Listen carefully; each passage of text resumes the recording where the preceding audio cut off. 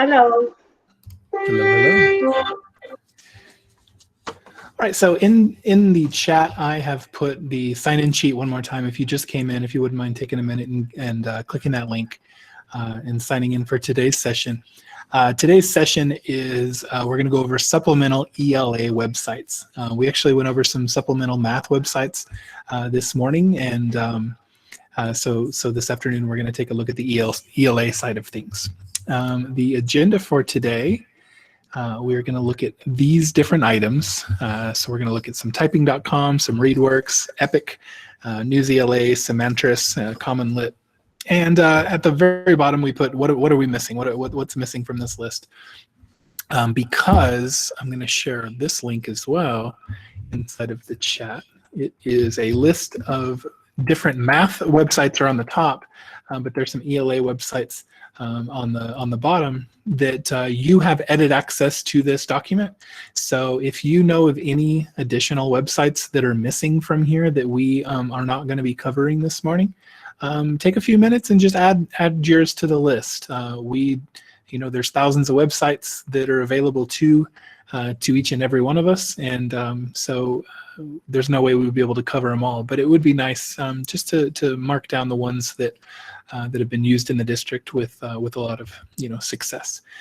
So before I get going, I meant to do this at the very beginning of my math session, and that is to at least mention that the lessons that we're sharing today, or the supplemental sites that we're sharing today, are not in any way supposed to be used as the main curriculum inside of your classroom. They're really just supposed to be meant as either some bell ringer material or some additional items that go hand in hand with your curriculum that you're already using. And so administrators, if you're listening, we're not trying to take over with this. Trust me. We just there's so much good stuff out there that it would be a shame to not branch out of our normal routine every now and then. So I'm going to go ahead and also say this, that yes, I'm going to get the sign in for you one more time, Judy. And lucky to each and every one of you here today, because you do not have to listen to me speak the entire time. So Mandy Morgan has graciously agreed to help me this morning with some of these. I have some information or some uses in the past that I've used these websites in, but she has used them quite a bit inside of her classroom. So I'm going to go ahead and let her take over, but I'll be the one kind of keeping an eye on the chat. So if you have any questions that come up, please don't hesitate to interrupt us or put those questions inside of the chat, and we will make sure that we get to them. So I again am going to go ahead and mute myself and let Miss Morgan take over.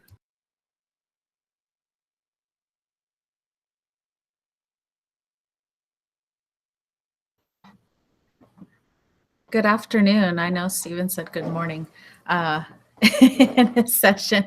Good afternoon. Hope you're all having a good Wednesday.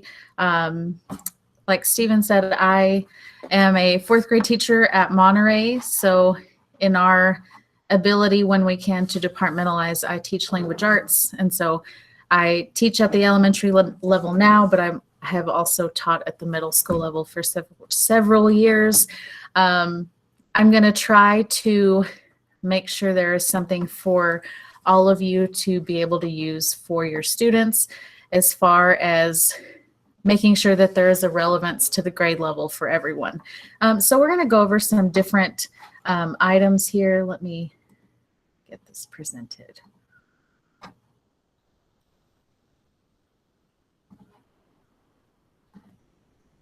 And the first one, if we're just going to jump into it, again, what Stephen said, we're not in any way, shape, or form trying to replace for what I know is the curriculum of Springboard or ReadyGen.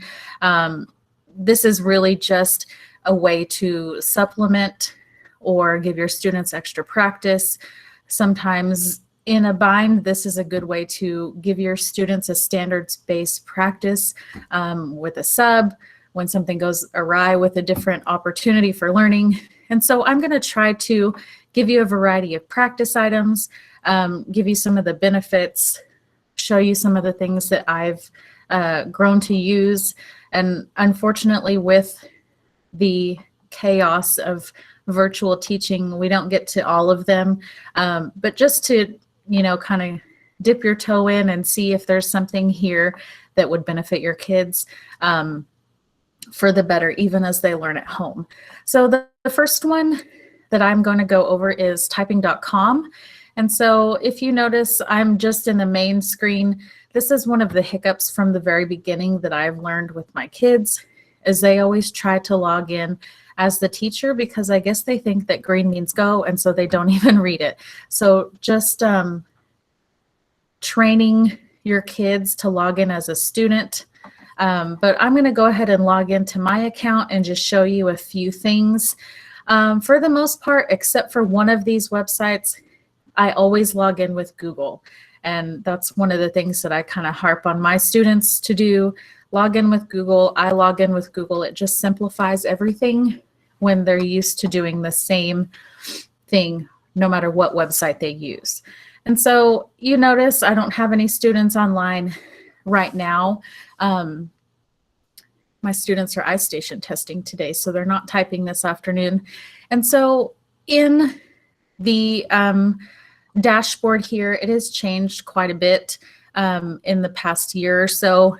Typing.com really addresses the writing standard. There is a writing standard in Common Core for typing usage.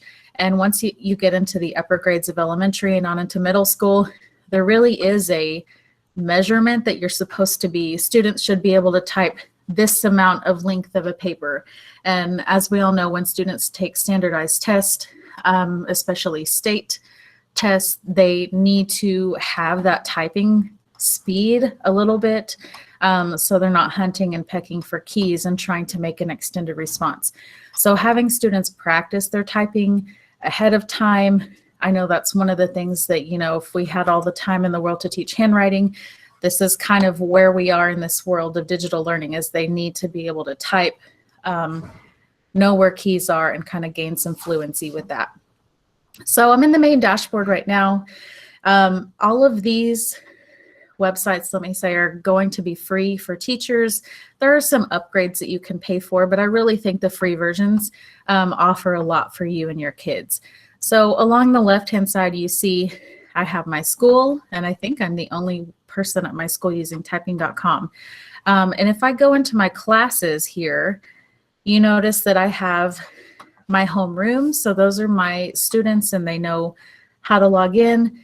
The great thing about typing.com is it integrates with Google Classroom. And so you don't have to manually type any kids' names in. You just sync with Google Classroom right here, create your class. And if you ever have kids in and out of your classes like we always do, you just resync, and typing.com with a click of a button will update your roster to match your Google Classroom. So that's really nice. So I have my test class in all of my websites today, because that's our son is my student in our test class, and he's kind of the guinea pig for a lot of the things we do. So in here you have your classes, and I'll click on my homeroom because they've done more work in here. So you see their names, what lessons they have completed so far. So some of them are really advancing quite a bit. There's 3 different levels of typing.com: beginner, intermediate, and advanced. There are assessments within each lesson level, different things you can assign them, speed tests, different games within typing.com. So some of them have made more progress than others. And so you can see where they are at a glance here. There are also some different things. You see these tabs that have games, tests, practice. There's some coding and digital literacy that's pretty new to typing.com, which is nice. But again, in here, if we go back to our dashboard, this is kind of where you start and see different things that your students are doing. There are a couple of different ways that you can assign typing.com. I assign mine based on how much time they spend. Usually about 20 minutes is kind of where I cap it. and just let them get as much done as they can in 20 minutes. There are also ways to create a specific assignment if you want to do that instead. And so I assigned our son a lesson, and you can add an assignment right here. So there's some different things you can do: typing lessons, assessments, digital literacy, which is nice if you're trying to get some digital citizenship stuff added to your maybe especially asynchronous time on Wednesdays. Typing lessons is really where I tend to stay. And so because I already have my Google Classroom rostered and integrated, I would just name it, select the lessons. And so it does tell you what level they're at: beginner, advanced, coding, different things that you can do. So you don't have to necessarily go in order. I have mine go in order just because that's the simplest way I know how. And so sync with Google Classroom and create it. And if I were to go to my Google Classroom, or if my son in his class were to go, as soon as I create that assignment, it automatically syncs with Google Classroom. And so you again can just tell your kids to go to Google Classroom, and all of their assignments would be still in the same spot that they're used to doing. So you're not having to necessarily navigate them and have them type in website links or any of that. If they just log in at Google Classroom, they are all set to go. So typing.com, I just wanted to briefly touch this because it is a really good lesson. I have done an entire semester of a typing or keyboarding class with middle schoolers.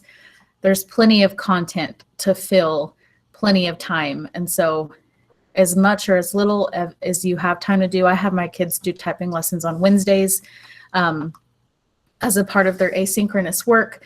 But again, the options are kind of endless on how you do these different things. And so typing.com, still standards based because you're addressing the writing component of the Common Core. But again, it's a really great resource to have kind of there and to ever supplement some time with. Is there anything that I didn't cover in typing.com?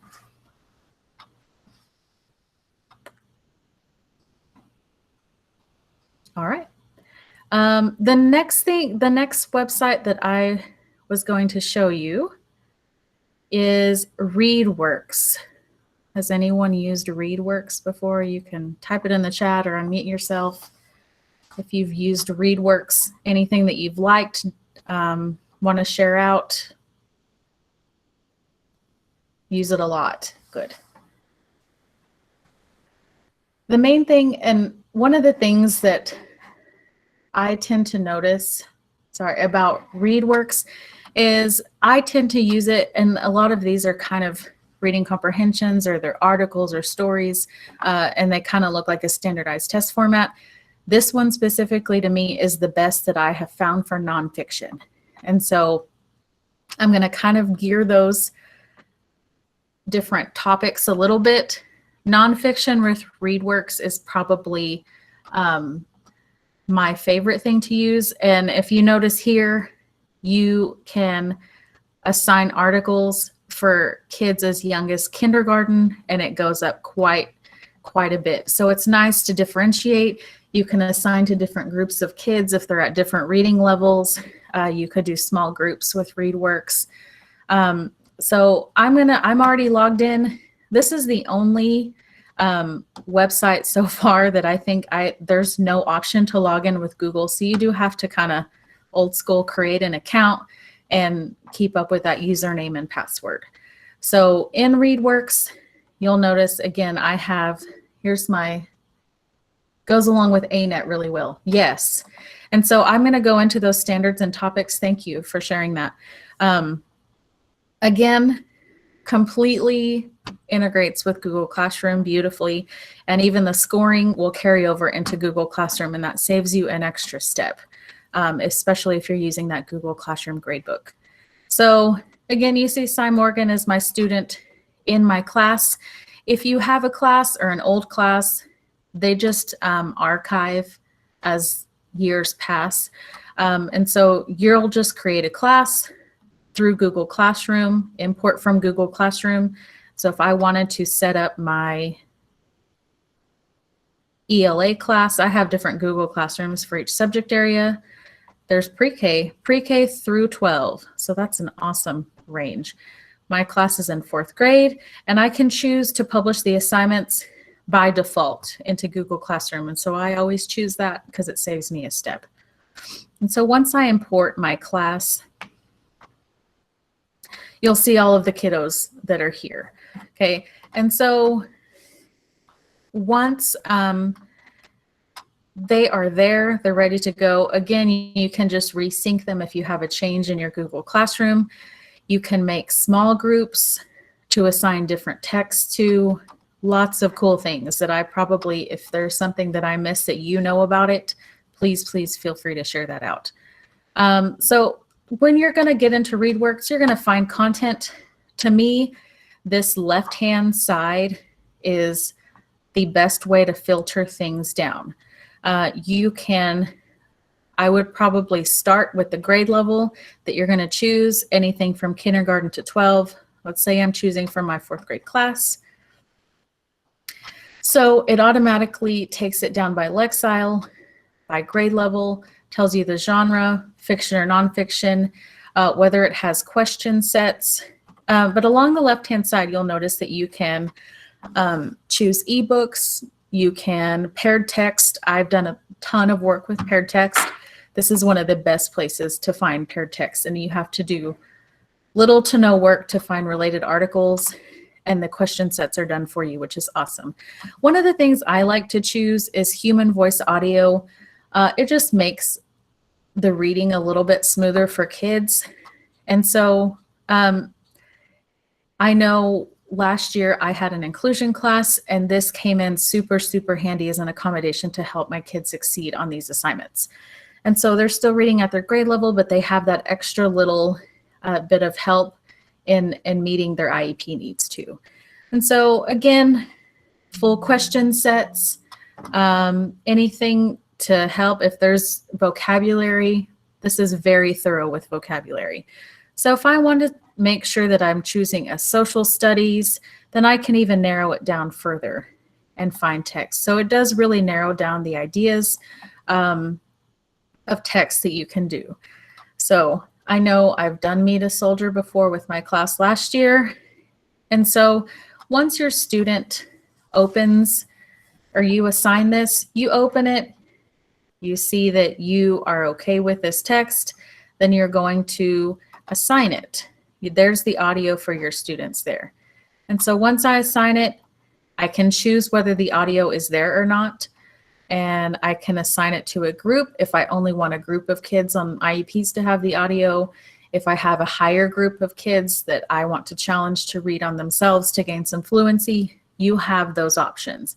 If you want it solely for fluency, you can get rid of the questions and just have the passage, or if you want to supplement your own activity afterwards. So whole class, specific students, publish to Google Classroom, and then you're going to choose, just like you were creating a Google Classroom assignment, the start date and the due date, and you would click assign. And so there is, once you get into this, there is a student view, and that's really nice for your kids to be able to see. And let me actually assign this to my test class, and that way I will come in and you can see what the student side looks like.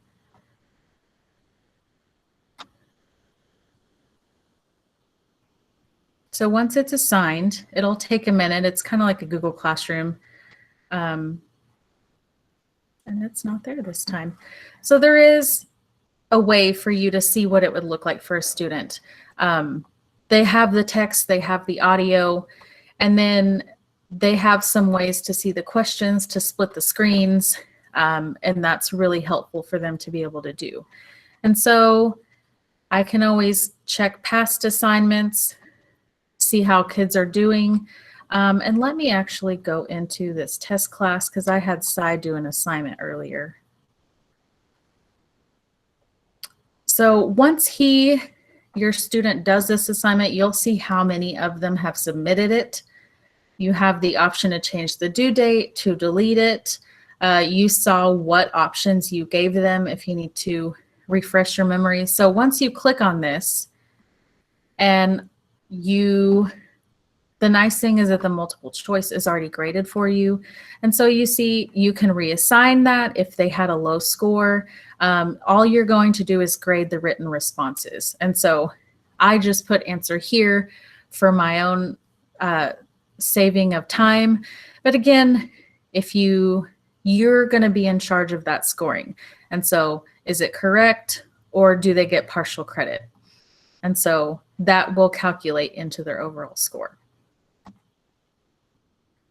And so you'll click OK. It is fully graded. And then you can check the results again and see how they did. The nice thing about this is also once you're done and he sees that his total is a 73, it'll automatically sync that score to his Google Classroom. You can have a conference, you can go through it, you can reassign it if that's a low score that you want to have them redo. So ReadWorks, again, by far my favorite for nonfiction practice. It really is, like Christina said, set up really well for ANET. It gets them that practice of using a passage and questions that go along with it. And so it really is one of my favorite things to do. And assign for subs, this is one of the things that I know that the learning's not going to stop. It's still going to be standards-based and rigorous for these kiddos. But it's one resource that really has saved me several times. Are there any other questions or comments on ReadWorks? Oh, thank you. Do they have Spanish articles? I don't believe this one does, Luce, but the next two that I'm going to show you do. So thank you for reminding me of that. The next two that are very similar to this do have Spanish, and so I will get into those. Thank you for reminding me. Okay, so for the sake of time, I'm going to go to the next one. And again, please tell me if there's something that I am missing, something. I mean, I use these and have used them pretty frequently in the past, but again, I have not used them every day like I would use the district adopted curriculum, so I'm sure that I have more to learn myself. So if there's anything that you want to shout out or give anyone else some ideas with, please feel free to do that. I'm sure some of you have. Has anyone used Epic Books before?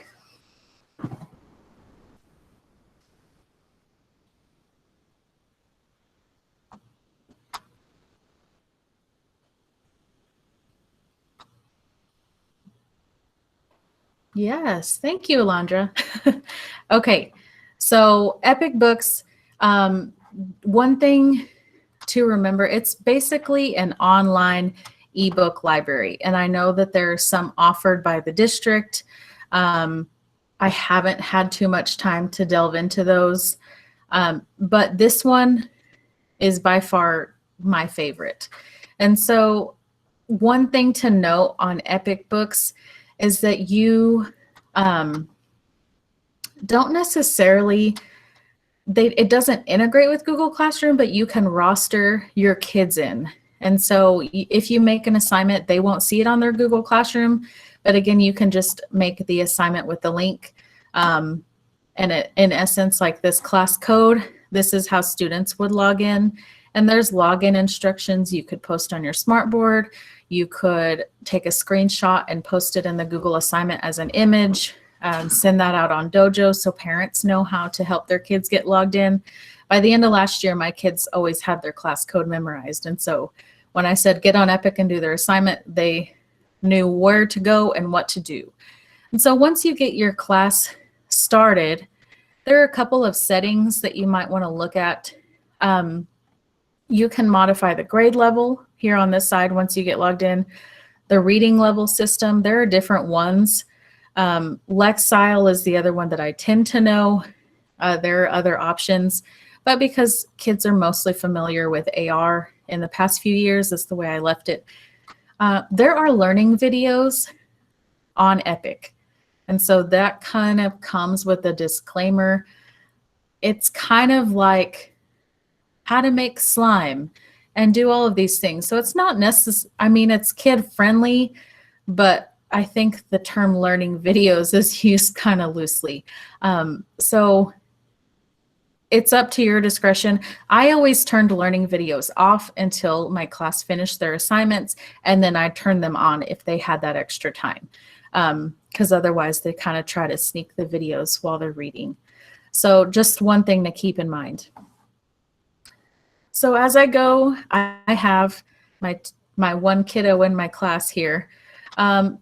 Here are some different things you can see. If he's taken a quiz, not every book has a quiz, and you'll have to see if they have them, if that's something you're interested in. It's kind of the same format as an AR book, and they would read it and take it's probably 3 or 4 questions usually. The nice thing is your kids have the option of reading a book that you assign, or you can let them kind of explore and find something on their own. I've done both of these. It kind of just depends on the context of what you're doing in class, what the purpose of reading is. If it's for fun, I let them read. If there's a certain topic I need them to cover to get some background on a lesson that's coming up, then I tend to send those assignments out. So if you are looking for books in a certain way, here's the filtering here. So you can search by AR level. It'll sort it to comics and graphic novels, or if you don't want those specifically. Videos I've gone over. Audiobooks are only the audio. And so I've found a lot of, let's see, this one's Sci. If I go to an upper grade, you can find some nice free audio for novels that you're reading in class. I know I have found some. Or if you want to practice the skill of having your students only listen to a book, instead, like Mike Lupica, I know is bigger in the upper elementary, middle school. They do have that option, and that's nice that it's free. So you don't have to purchase that through Audible or anything else. One of the things, again, I had kids levels all over the place last year in my class. So I often picked Read to Me. And this is more of the book is going to show itself, and the audio is also going to be there for them. And so the nice thing about Read to Me is you can scroll through. There's different topics. It sorts it by, top picks. There's different options. If you're saying we're doing something on the rock cycle with Mystery Science, and you want to supplement from Epic, then that is the chance to do that. So there's different categories. Poetry, you can tie that in with different elements of ReadyGen and go from there. So once I choose, let's see, because I went over that. Once it opens up, you get to see what the inside of the book looks like. You can make it a favorite. You can assign it. So let's say I'm going to assign it to Sci, and then I'm going to click Assign to Students. So I can check it through my library here, and I'll see the assignments that I had. So you can see that I assigned The Night Before Christmas earlier. I can see the progress on whether he has finished that or not. He is not. The really cool thing for you, and I tried to do this intentionally, was try to skip through the audio and just drag the thing ahead. And it says, you haven't read enough of this book for it to count. And so it really does make kids sit and follow along and not just get to skip ahead. So that's always a nice thing, because we know those little rays of sunshine that try to do it a little bit on the easier side. So you do see there's an age range, different things to help you make sure that this is age appropriate for your students and that it's going to challenge them on the reading side a little bit. Epic is a really great resource. One thing to note is it's not always entirely free. And so it is free from the hours of 7 a.m. to 4 p.m. And so during school hours, basically. And so if you assign something for them to read during the school day, they're going to be able to do that with no problem. If for some reason they're not able to log in from the hours of 7 to 4, it's going to try and prompt them to pay for Epic. And so that's something that, you know, not all parents can afford, not all parents want to buy. And so that's just something to keep in the back of your mind as you assign these. Maybe it's something to read live, just to read aloud in class. There are a ton of different options for using this and still not having to pay or make anyone else pay for it. The other option, and I know Stephen might add to this, is using Flipgrid. Epic Books does integrate with Flipgrid. I don't know if any of you have done it before. There are some pre-made Flipgrid topics, and we can look into that on another day with more time. Having students do book talks or having students do reading responses through Flipgrid, they all integrate.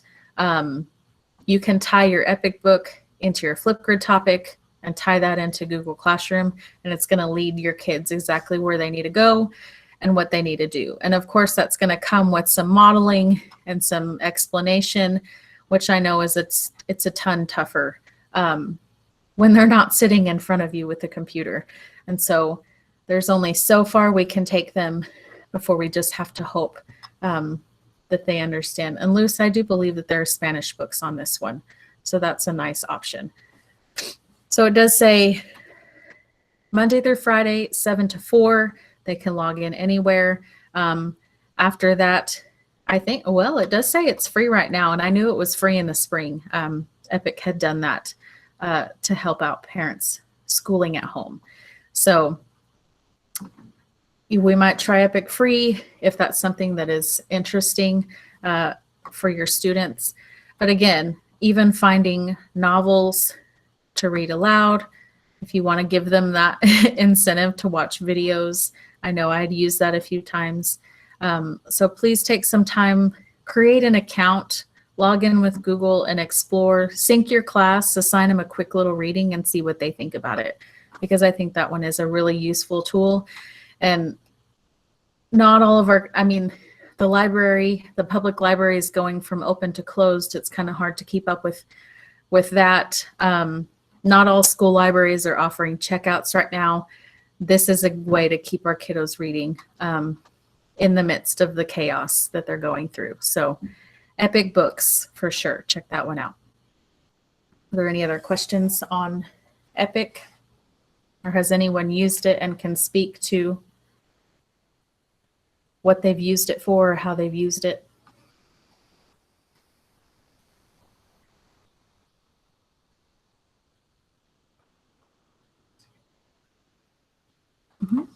Okay.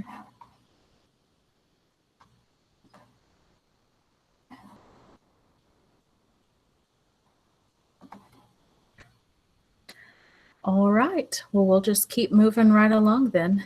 The next one I'm going to show you is going to come with a disclaimer that there is a pro version that gives you a lot of reports that we're not going to get into. I use this one specifically for current events. I pull the information and I tend to make Cami assignments with them, okay? I'm going to be the poster teacher for Cami for no reason at all. So when you use News ELA, it has tended to be the best I can find, non-biased, engaging topics that are current events. And so logging in, again, log in with Google. I don't tend to set up a class because I don't use all the extra pro features. I don't pay for a News ELA account.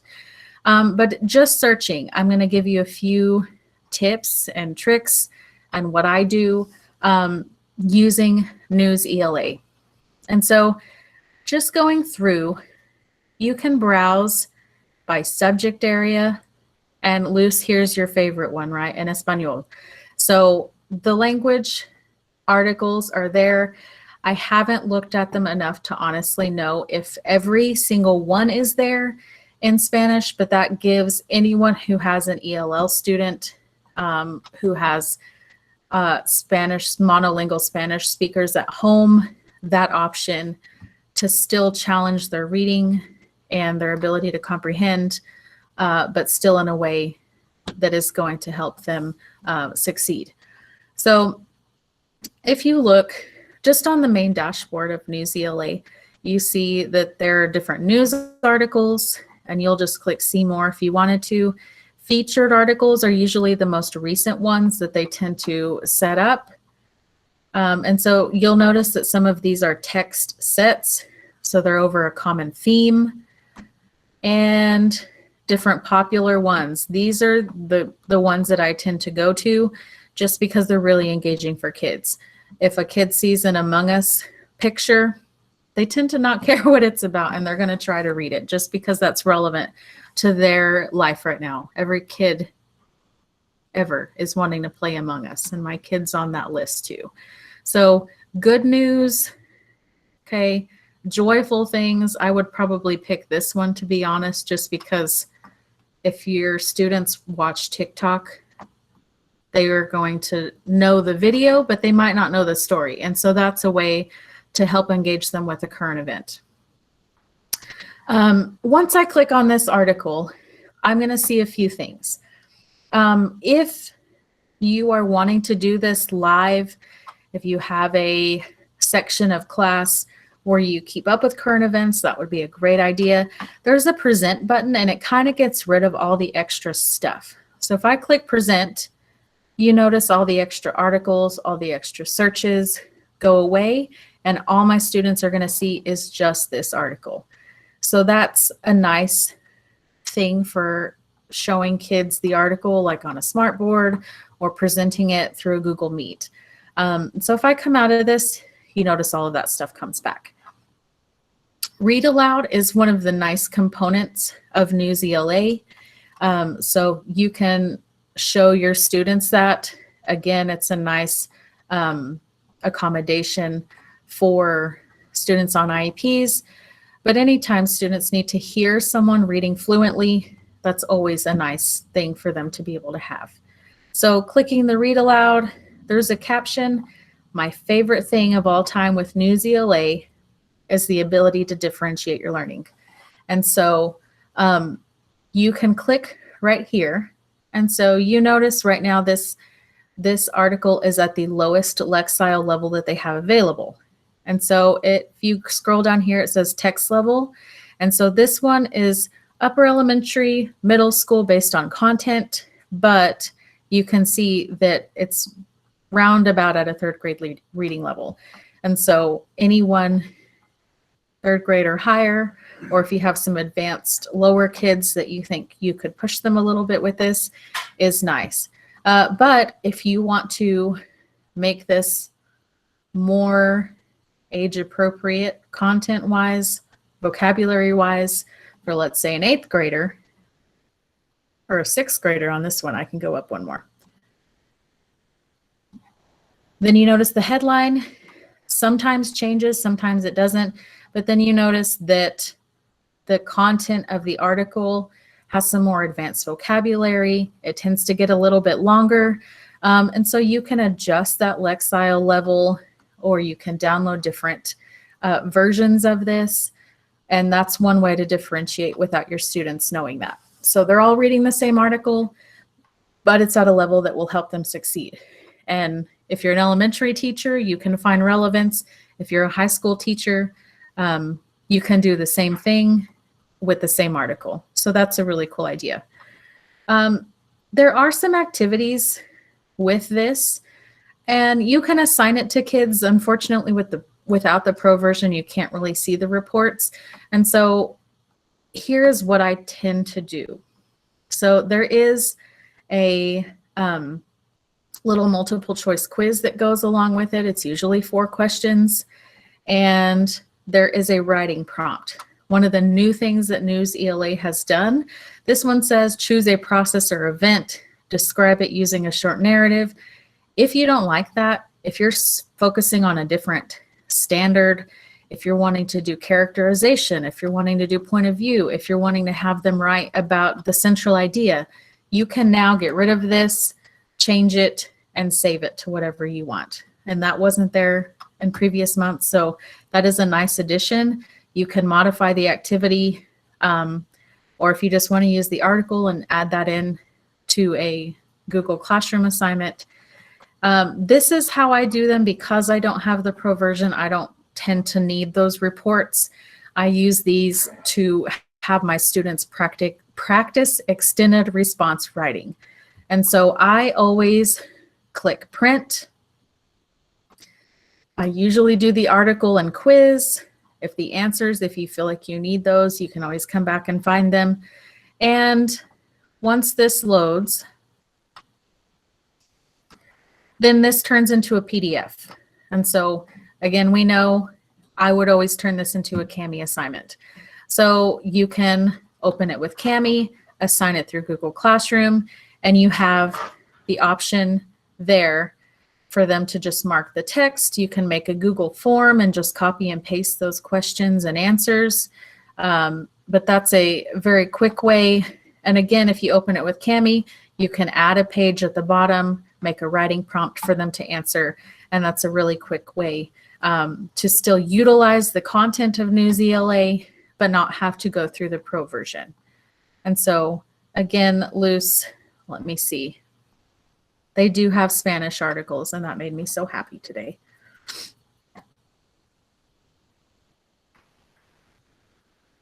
So again, there's different things, relevant articles for your kiddos, and you'd go through the same process of assigning it, choosing the Lexile level, but that helps those kids who need some Spanish assistance still be able to work on the standards.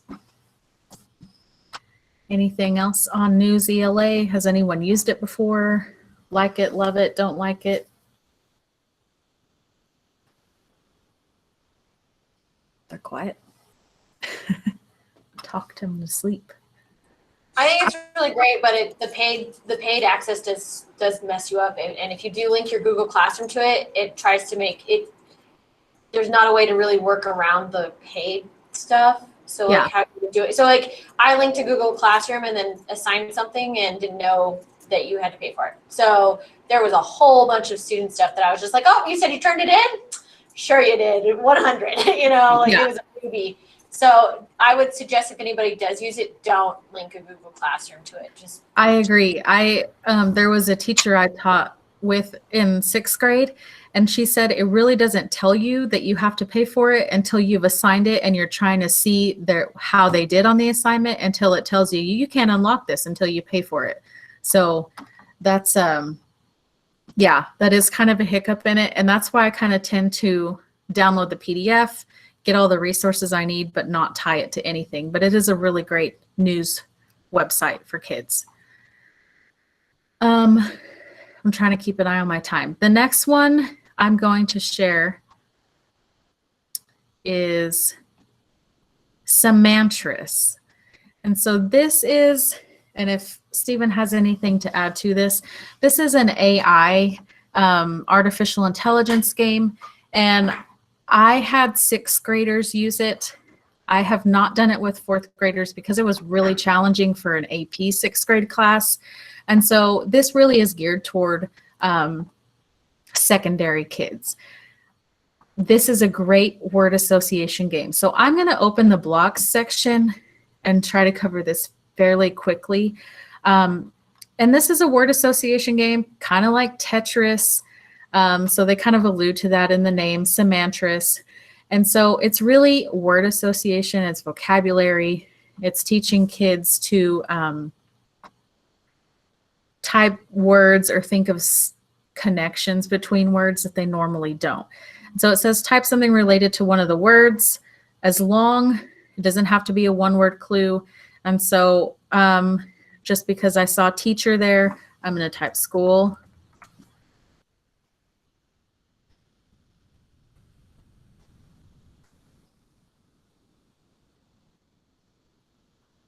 And so the AI is able to pick up on what word I guessed,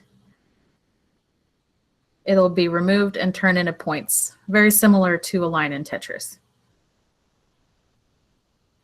So then it does add more. So then really what the goal is to, you know, keep it from overflowing like you would in Tetris. So then you're having to pick certain words, certain colors. So the green is all connected. So if I type in musical instrument, oh, see, then it'll give me piano. It's the AI has guessed that. And then everything gets slower. So again, it's a really cool incentive. And I used to give this as a, like, when you're done working, because it's fun giving kids games that they don't know where they're still learning. And so anytime kids were done, they would always beg to get on Semantris. And I'm like, oh yeah, you're doing vocabulary. Wonderful. Yes, you may. So very quickly, that is in the document that Stephen linked earlier. And so you can probably yourself get into playing Semantris. I used to like do competitions with my kids and see who would get the highest score. So there are cool ways to use that, to give it to them. So they're not just playing Among Us all the time. Give them a game that'll challenge their vocabulary sometimes. So that is Google Semantris, very cool AI word Tetris kind of game. Very briefly, but kids love it. So one thing to share out maybe in your Google Classroom as an extra resource. Or you could all play live in a Google Meet and see who does the best. All right, the last one is Common Lit. Has anyone ever used Common Lit before? If you're a secondary English teacher, I'm sure you have.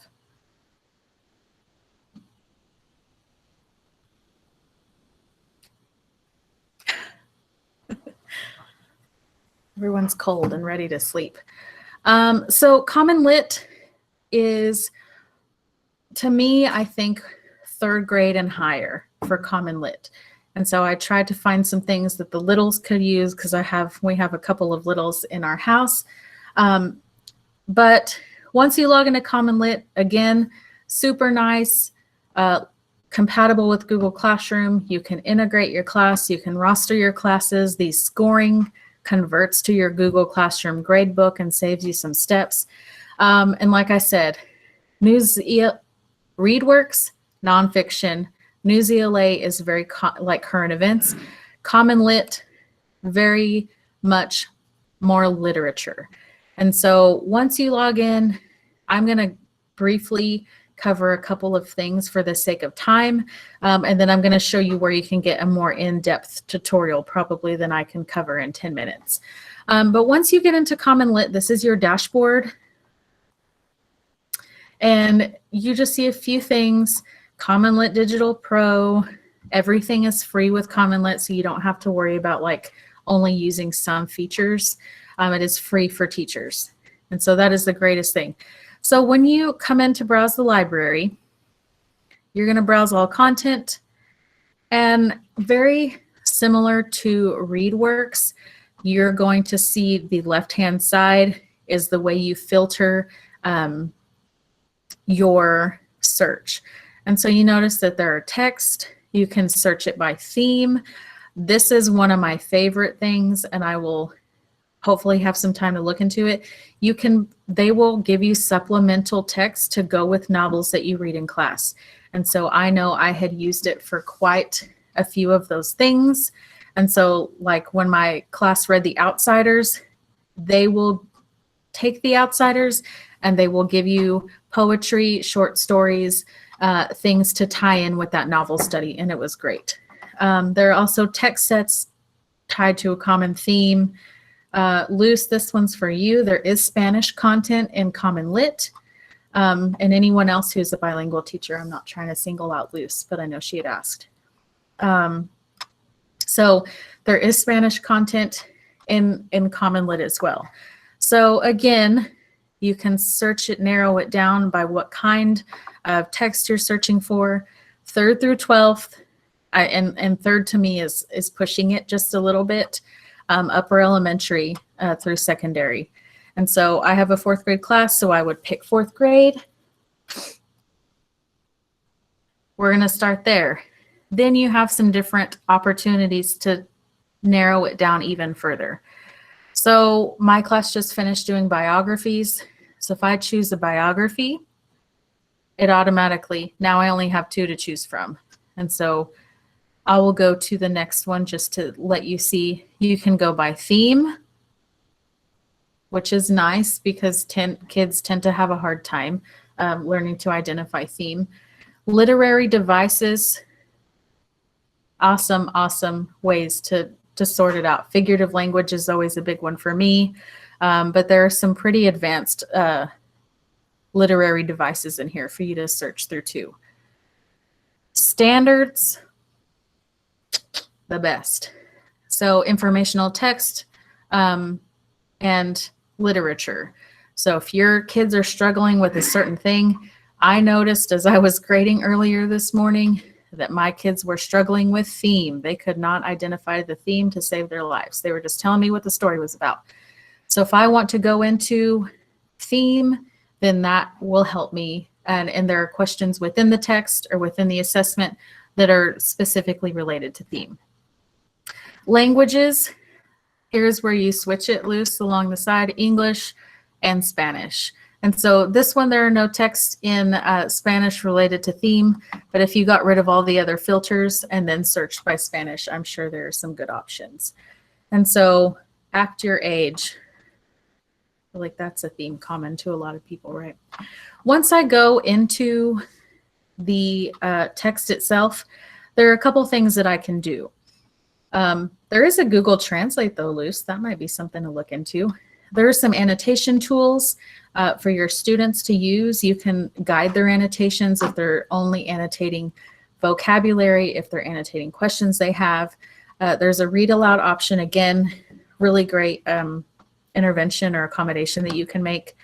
And if you notice, I'm going to quickly show this to you. The Take a Tour, if you click on it, it will give you a quick little video blurb of all the things I'm going over. And I'll show you where the main Take a Tour one is here in a minute. So if we have not covered something and you want to do a little more digging into Common Lit, here's where it will work. So you see what grade level, what Lexile, if you want to make this larger. If you have any kids with visual impairments, that's a nice thing for them to be able to do. I can download the PDF and assign through Kami if that's something that I choose to do. Or if there are students who do paper packets, because I know the elementaries are offering those, I believe. So you can download those PDFs just like you can in other websites, and they can go straight into the paper packets and do the exact same thing that the kids are doing digitally. So again, my test class, you can give them an annotation task, or you cannot. Guided reading mode, really for me, is if you have students or your class, sometimes for me it depended on the class period in 6th grade. Guided reading mode will blur out, or it basically chunks the text. And so it only reveals the first few paragraphs, and they have to answer a comprehension question before it'll unlock some more. And so the rest of it looks blurry until they answer that question to show that they're understanding what they're reading so far. And then it'll unlock the rest. If you have it at no, it'll show them the entire passage with nothing to do until they get to the end. So you do have some options for assessment. Multiple choice only short answer. If you're having something else for them to do, or you're having a discussion in a Google Meet, you don't have to assign the assessment questions. That is a nice option there for you. And so once you assign it, your kids it'll sync to your Google Classroom. They will be able to see it.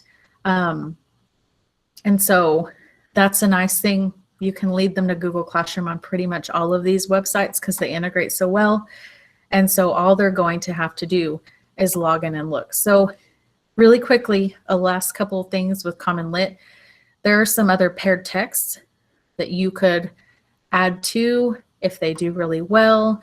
If they need reteaching with a similar text, here are some other ones that Common Lit suggests. And so here's this one, Luz. So there is a version of this one in Spanish. So that's nice. Related media is really, really cool for, you could gain background knowledge. You could use this as an intro to your lesson. There are always videos here that kind of tie in with the theme of the passage. So talking about play being important, it's a TED Talk, what makes you happy. They're only 2 and 4 minutes. So it's a nice little help for your kids to kind of get engaged into what they're going to be reading. You do have an answer key here. If you decide to assign it with a PDF, you can go and find the answer key.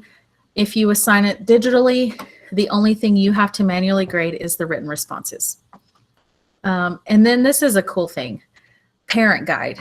So I used to give Common Lit articles as weekly homework, 1 a week for them to complete on their own time. And I would send this parent guide out through Remind or through Class Dojo, whatever you decide to use. This helps parents understand what their kids are reading. And so it has a parent guide. You can click this link, copy it, and send it through your dojo or through your Remind, and it helps the parents understand how to help their kiddos on these assignments. So what they're reading in class, ways to support their child. To me, that's a really, really cool extra feature with Common Lit that you don't have anywhere else. But once you go to your classes and look at their assignments, there's some quick little things. My kid did space food, or I did it for him earlier. So it tells you have to grade the written response, but if you click on it, you'll see that you can give them partial credit, full credit for what they answered. And so that's nice. And when you view the assignment report, you can see his scoring. The guiding question too, those are the ones with the like blurred out sections of the test or of the passage, how he did on those. Was he understanding right away? Did he have to go back and reread? And then it gives you a breakdown, standards of each question and how well they did. So I just clicked through so you can tell that it wasn't read, but how they did and what their written response was, you can unsubmit them and let them redo them. So those are a bunch of different really good features. And once you have more kids in your class, you can see the trends in the data if they all scored low on a certain standard, a certain question, and that's one thing that you can go over later. But I am about 1 minute at a time, and I will pass it back over to Stephen to close out and to take any questions. Yeah, if there are any questions, please let us know. I just wanted to thank Mandy and for being able to help us out today. I know I learned a lot because I don't use those as nearly as much as you know she does, or as you all probably have. I am going to put into the chat one more time the link to today's session to sign in, as well as the link to share your own resources. So we had some notes taken for us on the resources that were already shared, but please, if you have used any websites that, or if you have any websites that are go-to for ELA, please feel free to add those resources to that page. So I don't see any questions that have come up in the chat. So again, I wanted to thank Mandy and thank you all for being here today. If we're going to hang out for just a few minutes afterwards. So if you have any questions that you didn't want to address to everyone, feel free and stick around and ask us afterwards. So thank you, everyone. And I hope you have a good rest of your week. Thank you, Mandy. Thank you, Stephen. Thank you.